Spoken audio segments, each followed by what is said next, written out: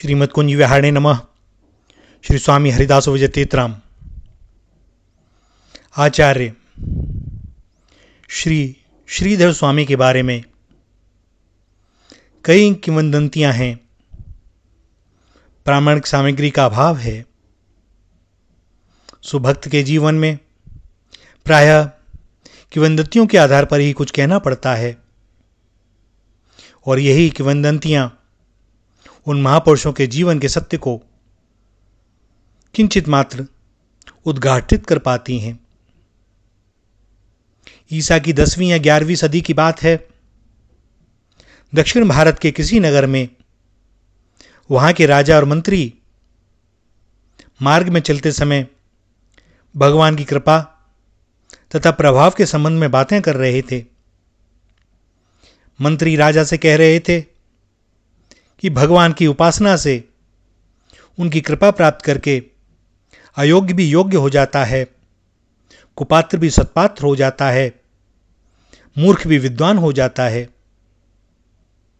संयोग की बात या करुणा में भगवान की इच्छा, राजा ने देखा कि पास में ही एक बालक एक ऐसे पात्र में तेल लेकर जा रहा है जिसका उपयोग कोई समझदार कभी नहीं करेगा। राजा ने मंत्री से पूछा, क्या यह बालक भी बुद्धिमान हो सकता है?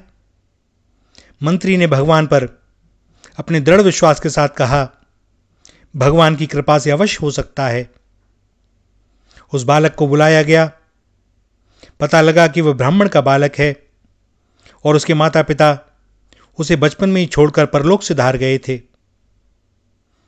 राजा ने मंत्री की बात की परीक्षा के लिए सुयोग्य आचार्यों के द्वारा उसे नरसिंह मंत्र की दीक्षा दिलवाकर आराधना में लगवा दिया, और यह बालक भी सब प्रकार से भगवान के भजन में लग गया। और इस अनाथ बालक की भक्ति देखकर अनाथों के वे एकमात्र नाथ उसके सामने प्रकट हो गए। नरसिंह रूप में दर्शन देकर भगवान ने बालक को वरदान दिया, तुम्हें वेद वेदांग दर्शन शास्त्र आदि का संपूर्ण ज्ञान होगा और मेरी भक्ति तुम्हारे हृदय में सदैव निवास करेगी। यह बालक और कोई नहीं, यही हमारे चरित्र नायक श्रीधर स्वामी ही थे। अब इस बालक की विद्वता का पूछना क्या? भगवान की दी हुई विद्या की लोक में भला कौन बराबरी कर सकता है? बड़े बड़े विद्वान इनका सम्मान करने लगे, राजा लोग इन्हें आदर देने लगे। धन का अभाव रहा नहीं, विवाह हो गया, पत्नी आ गई, परंतु भगवान के भक्त विषयों में अधिक समय तक उलझा नहीं करते, और न दया में भगवान ही भक्तों को संसार के विषयों में आसक्त रहने देते हैं। ग्रस्त होकर भी इनका चित्त घर में लगता नहीं था। सब कुछ छोड़कर केवल प्रभु का भजन किया जाए, इसके लिए इनके प्राण तड़पते रहते थे। इनकी स्त्री गर्भवती हुई। प्रथम संतान को जन्म देकर वह परलोक से धार गई। अपनी स्त्री की मृत्यु से इन्हें थोड़ा दुख तो हुआ, पर इन्होंने उसे भी प्रभु की कृपा ही माना। किंतु नवजात बालक, अब इसका क्या करें? अब नवजात बालक के पालन पोषण में व्यस्त रहना इन्हें अखरने लगा। ये विचार करने लगे, मैं मोहवश ही अपने को इस बच्चे का पालन पोषण करने वाला मानता हूं। जीव अपने कर्मों से ही जन्म लेता है और अपने कर्मों का ही फल भोगता है। भगवान विशंबर ही सबका पालन और रक्षण करते हैं।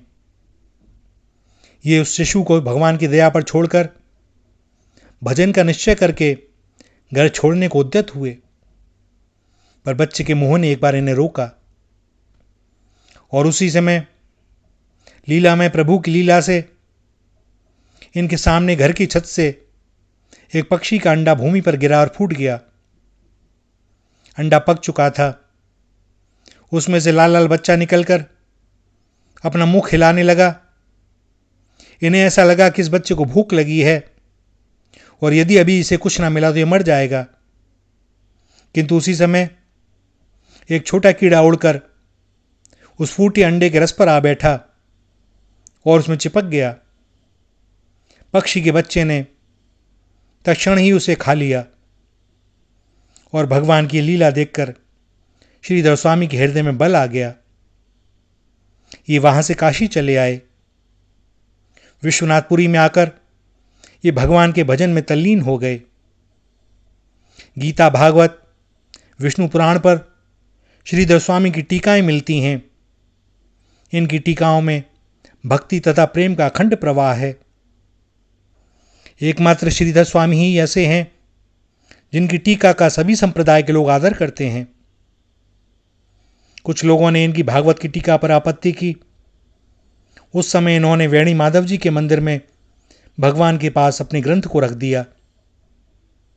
कहा जाता है कि स्वयं भगवान ने अनेक साधु महात्माओं के सम्मुख वह ग्रंथ उठाकर अपने हृदय से लगा लिया। भैया, भगवान के ऐसे लाड़ले भक्त इस भारत भूमि को, इस पृथ्वी को पवित्र करते हैं। यहां एक बात अवश्य विचारणीय है कि जिस प्रकार श्रीधर स्वामी अपने बालक को छोड़कर चले गए, इसका अर्थ यह भी नहीं है कि सभी को ऐसा करना चाहिए। सत्य यह है कि वास्तव में भगवान इस पृथ्वी को चलाते हैं और जीव अपने जन्म और कर्म और आगे पीछे की योनियों में उसने जो भी किया है उसके अनुसार ही प्रारब्ध भोग को भोगता है। किंतु यह उस समय की अवस्था है जब भगवान ही सब संभाल रहे हों।